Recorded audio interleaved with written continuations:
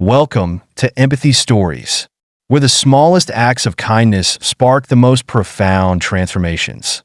Today, we bring you the heartfelt journey of Jake, a boy whose selfless actions lead to a chain of life-changing events. Join us as we uncover a story of resilience, gratitude, and the unbreakable power of human connection. It was a still, cloudless night in a small American town, where stars seemed brighter and the air carried the faint scent of blooming jasmine. Jake, a 15-year-old boy with tousled brown hair and bright, curious eyes, lived with his grandmother Evelyn in a modest cottage on the edge of town. Evelyn, a kind but enigmatic woman, had raised Jake after his father disappeared when he was a baby. She never spoke of his mother, and though Jake tried to mask it, this unanswered question lingered in his heart like an unresolved note in a song. Jake spent his days juggling school and helping Evelyn run a humble fruit stand on the roadside. It wasn't much, but it kept them afloat. One warm summer afternoon, as the sun hung lazily in the sky, Jake was arranging apples when he noticed a figure emerging from the dusty path that stretched alongside the stand. A girl, barely older than him, stumbled toward him. Her dark hair was a tangled mess, her face streaked with dirt, and her clothes were worn and dusty, as if she had been walking for days. She looked exhausted, her shoulders slumping under an invisible weight. "Are you okay?" Jake asked, his voice tinged with both curiosity and concern. The girl hesitated before accepting the orange Jake held out to her. She bit into it ravenously, the juice dripping down her chin as if it were the first meal she'd had in days. Jake couldn't help but notice the fear in her eyes, a fear she was trying desperately to hide. "What's your name?" he asked gently, crouching to meet her gaze. "Mia," she said, her voice barely above a whisper. She avoided his eyes, her hands clutching the orange like a lifeline. "I was with my father, but now, I don't know where he is." Her voice cracked, and Jake felt an inexplicable need to protect her. She was scared and alone, and he couldn't just stand by. "Wait here," he said, his mind racing. He dashed into the small tent behind the stand and grabbed their old, nearly forgotten phone. His fingers trembled slightly as he dialed the number of their neighbor, Mr. Harris, a retired truck driver who was known for his kind heart and willingness to help. "Hello, Mr. Harris? It's Jake. There's a girl here. She's in bad shape. I think she needs help." Mr. Harris didn't hesitate. "Stay there, son. I'll be right over." When Jake returned, Mia was sitting on the ground, her knees drawn up to her chest. The vulnerability in her posture struck him. She was trying to appear strong, but the exhaustion and fear were unmistakable as the sun dipped closer to the horizon, painting the sky in hues of orange and pink. Jake crouched beside her again. "Mr. Harris is coming," he reassured her.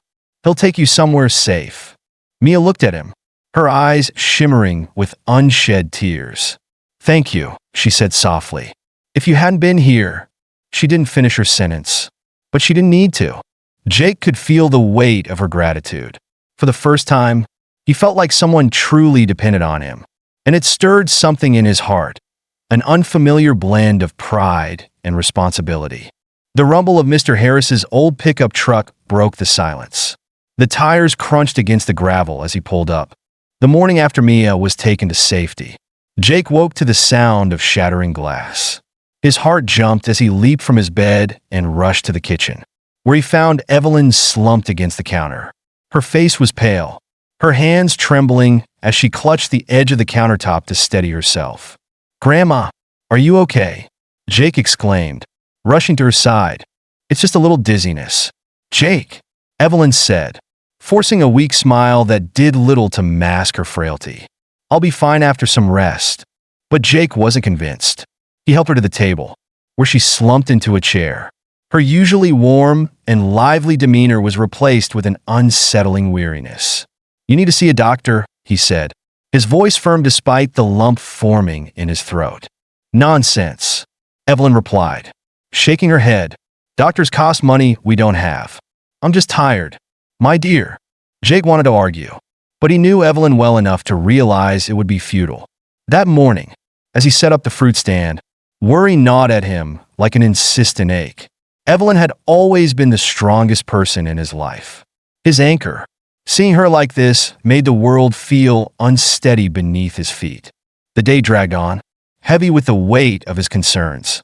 By the time afternoon rolled around, ominous clouds began gathering in the sky, and a cold wind whispered through the trees. Jake decided to close the stand early, his unease mounting with every passing minute. When he arrived home, he found Evelyn lying on the couch, her breathing shallow and labored. Panic surged through him as he knelt beside her. Her skin felt cold to the touch, and her normally sharp eyes were glassy. "Grandma, I'm calling an ambulance," he said, his voice shaking. "No, Jake." Evelyn's voice was barely audible, her words coming in short, labored bursts. "I don't want to be a burden." "You're not a burden," Jake shouted, tears welling in his eyes. "You're my family." With trembling hands, he dialed the number for emergency services. The minutes that followed felt like hours. Jake held Evelyn's hand tightly as they waited, his mind racing with fear.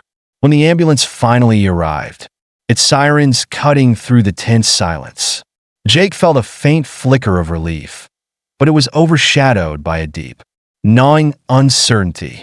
At the hospital, everything moved too quickly. Evelyn was whisked away on a gurney, leaving Jake alone in the sterile waiting room. The fluorescent lights buzzed overhead, and the storm outside raged, mirroring the chaos in his heart. He sat there for hours, his hands clenched into fists, his eyes fixed on the door through which his grandmother had disappeared. When a nurse finally approached him, her expression was serious but not unkind. "Are you Evelyn's grandson?" she asked. Jake nodded, springing to his feet. "Is she okay?" "She's stable for now," the nurse said, her voice measured. "But her condition is delicate. She'll need surgery, and it won't be cheap." The word cheap echoed in Jake's mind like a cruel taunt. He knew they didn't have the money for a procedure like that. Selling fruit barely kept the lights on. How could he possibly afford life-saving surgery? In the days that followed, Jake's world crumbled further. With Evelyn in the hospital and no other family to take him in, he was placed in a local orphanage. The building was old, its walls faded with time, and the faint scent of mildew hung in the air. The other children watched him with a mix of curiosity and indifference as he was introduced to the director, a stern-looking woman named Mrs. Brooks. "Welcome, Jake," she said, her voice firm but not unkind. "We know it's not easy to be here, but we're here to help." Jake nodded silently, feeling hollow inside. He was shown to a small room with 3 other beds. The boys in the room tried to include him in their games, but Jake felt detached, his thoughts consumed by worries about Evelyn. At night, he lay awake, staring at the ceiling, wondering if she was okay and if he would ever see her again. One morning, as Jake wandered the orphanage grounds, he noticed an elderly man tending to a small garden near the back of the building. The man, with his weathered face and kind eyes, seemed out of place in the otherwise somber environment. "Can I help?" Jake asked, his voice hesitant. The man, who introduced himself as Mr. Reed, looked surprised but smiled warmly. "Help is always welcome, young man." From that day on, Jake spent hours in the garden with Mr. Reed, learning how to plant, water, and harvest vegetables. The garden provided food for the orphanage, and sometimes they sold the extra produce at the market. In the quiet moments they shared, Mr. Reed told Jake stories of his own struggles, how he had lost his family and found solace in tending to the earth. "We all need something to keep us going," Mr. Reed said one afternoon, his voice tinged with wisdom. "Maybe the garden can be that for you." Though Jake was still weighed down by the uncertainty of Evelyn's condition, the work in the garden gave him a small sense of purpose. He began to dream again, imagining a future where he could help people the way the doctors were helping his grandmother. He clung to the idea of becoming a doctor, though it seemed impossibly distant. One Sunday, Mr. Reed approached Jake with an idea. "The town market is always looking for fresh produce," he said. "What do you say we sell some of the fruits there? You can keep the money. No one needs to know." Jake's eyes widened. This was his chance to save for Evelyn's surgery. Thank you, Mr. Reed, he said, his voice filled with gratitude. I'd love to. From that day on, Jake woke early every Sunday to take baskets of fruits to the market. He earned just enough to save a few coins each week. And though it was a small sum, it was a glimmer of hope. The vendors admired his determination, sometimes buying what he couldn't sell just to support him. Slowly but surely, Jake began to feel like he was taking control of his life, even as the road ahead remained uncertain. His love for Evelyn and his dream of becoming a doctor fueled his every step. Months passed, and the rhythm of Jake's new life began to take shape. Each week, he worked tirelessly in the orphanage garden, tending to the fruits and vegetables with care. Every Sunday, he walked to the town market with baskets of fresh produce, hoping to earn enough to inch closer to his dream of paying for Evelyn's surgery. Despite the challenges, a small flicker of hope stayed alive within him, driven by his love for his grandmother and his vision of a better future. One spring afternoon, the orphanage buzzed with excitement. Mrs. Brooks announced that they would be hosting an event for donors, and the children were instructed to dress their best and behave impeccably.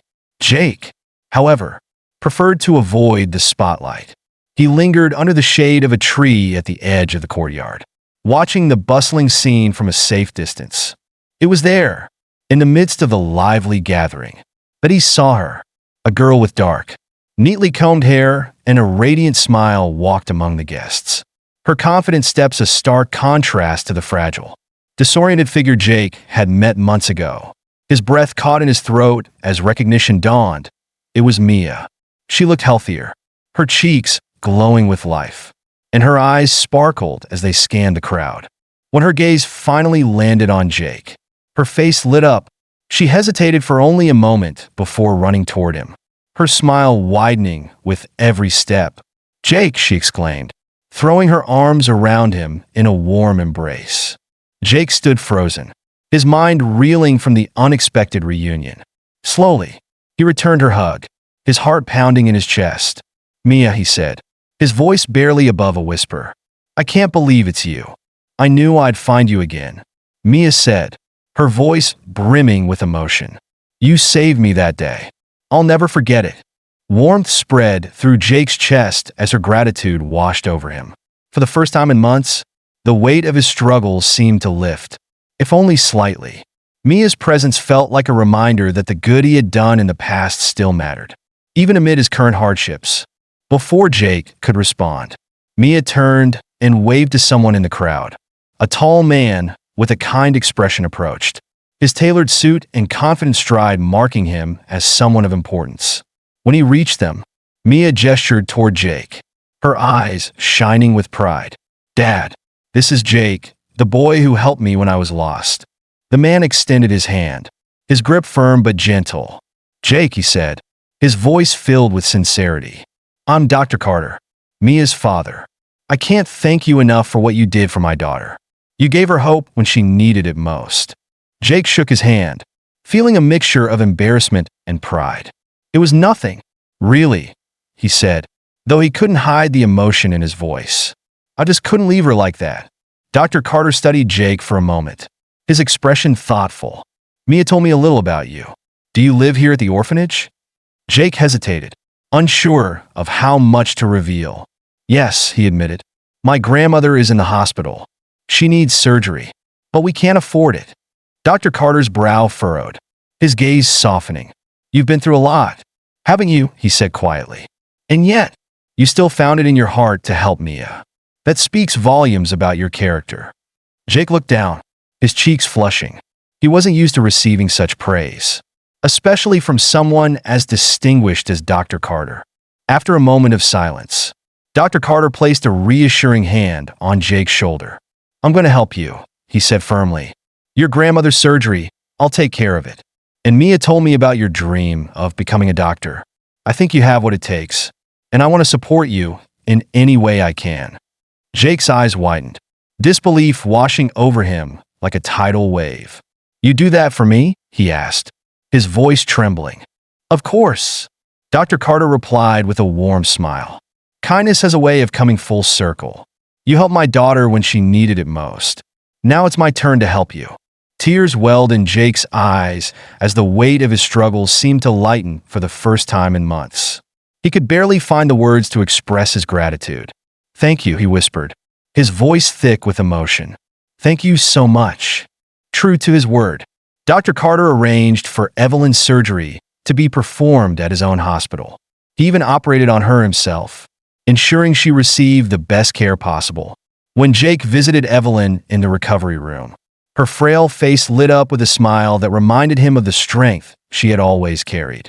"You've always been my hope, Jake," Evelyn said, her voice soft but full of love. "I knew you'd do great things." Jake stayed by her side as she recovered, his heart swelling with gratitude for Dr. Carter and Mia. But the kindness didn't end there. Dr. Carter took Jake under his wing, providing him with medical books, mentoring him, and encouraging him to pursue his dream of becoming a doctor. Jake worked harder than ever, dividing his time between studying, working in the garden, and selling produce at the market. One afternoon, during another orphanage event, Dr. Carter called Jake forward in front of the gathered crowd. With a proud smile, he handed Jake an envelope. "Everyone here recognizes your dedication and hard work. Jake," he said, "inside this envelope is your next step." With trembling hands, Jake opened the envelope to find a scholarship for pre-medical school. His breath caught as the weight of the moment hit him. Tears filled his eyes. But this time, they were tears of hope and joy. "You've earned this, Jake," Dr. Carter said, his voice steady. "This is only the beginning." As Jake looked around the room, he saw Evelyn beaming with pride and Mia smiling brightly. For the first time, he truly believed that his dream was within reach. The road ahead would be long and challenging, but Jake knew he wasn't alone. The kindness he had shown to others had returned to him in unimaginable ways, and it would guide him toward the future he had always dreamed of. As we reflect on the lives of Jake, Mia, Evelyn, and Dr. Carter, their intertwined journeys teach us profound lessons about kindness, resilience, and the power of human connection. Let us take a moment to uncover the lessons each character imparts to us, shaped by their trials and triumphs. Jake's life was filled with hardship, a missing father, a mysterious past, and the weight of caring for his grandmother. Yet, in the face of adversity, he chose kindness. Helping Mia was not a grand gesture of wealth or power, but a simple act of humanity born from empathy. What Jake teaches us is that even the smallest acts of kindness can create ripples far beyond our comprehension. By helping one person, Jake unknowingly set in motion a series of events that would change his life and the lives of others forever. Through Jake, we learn the value of resilience. Despite losing his grandmother's daily presence and being sent to an orphanage, Jake didn't give up. Instead, he found purpose in the garden, in his studies, and in his dream of becoming a doctor. His story reminds us that even when life feels insurmountable, perseverance, hope, and selflessness can open doors we never imagined. Mia's journey began in fear and confusion, alone and separated from her father. She was at her most vulnerable when Jake extended his hand to help. Her gratitude became her strength, motivating her to never forget those who helped her. When she reunited with Jake, her joy and gratitude were palpable, serving as a powerful reminder that acknowledging the kindness of others can deepen human connections. From Mia, we learn that vulnerability is not a weakness, but a bridge to empathy and understanding. Her willingness to seek help, even in her darkest moments, allowed her to find safety and support. Gratitude not only gave her a sense of peace, but also enabled her to bring hope and kindness back into Jake's life. Evelyn, despite her frailty, radiated wisdom and unconditional love. She instilled in Jake the values of compassion and perseverance, trusting that he would carry those lessons into the world. Even as her health declined, she maintained hope, not just for herself, but for Jake's future. Through Evelyn, we see the power of trust and legacy. She reminds us that the seeds we plant in others, whether through values, love, or encouragement, will grow in ways we may never live to see. Her unwavering faith in Jake fueled his determination and became a beacon of hope in his darkest times. Dr. Carter, a man of influence and compassion, embodies the idea that kindness is a cycle. When Jake helped his daughter, Dr. Carter saw an opportunity to extend that kindness further. He not only saved Evelyn's life, but also nurtured Jake's dream of becoming a doctor, ensuring that Jake's future would be brighter than his past. From Dr. Carter, we learn that gratitude must be matched with action. His ability to recognize Jake's potential and invest in his future is a lesson in paying kindness forward. He teaches us that when we have the power to make a difference, we should seize the opportunity, knowing that our actions may inspire others to do the same. At its heart, this story is about the strength of human connection, how acts of compassion, no matter how small, can weave a tapestry of support, hope, and resilience.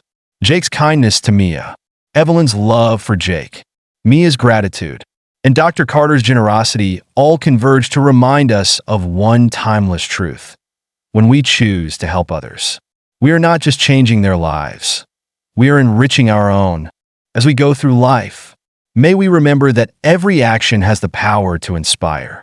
Every struggle carries a lesson, and every connection can bring hope. Kindness, when given freely, always finds its way back in unimaginable ways. Thank you for watching this episode of Empathy Stories. We hope Jake's journey reminded you of the incredible ripple effect that kindness can create.